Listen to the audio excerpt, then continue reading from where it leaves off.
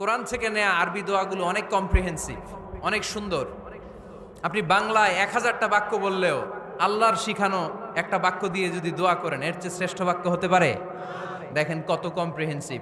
আল্লাহ শিখাই দিলেন, পড়ো রব্বানা আতিনা ফিদ দুনিয়া হাসানা ওয়া ফিল আখিরাতি হাসানা ওয়া কিনা আযাবান নার। আল্লাহ, তুমি এই দুনিয়ার সব কল্যাণ আমারে দাও, আখিরাতের সব কল্যাণ আমারে দাও, আগুনের শাস্তি থেকে আমারে বাঁচিয়ে দাও।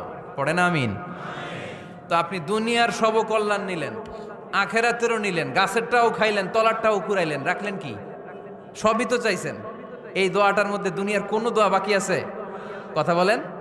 রব্বানা আতিনা ফিদ দুনিয়া হাসান, আল্লাহ দুনিয়ার সব কল্যাণ লাগবে।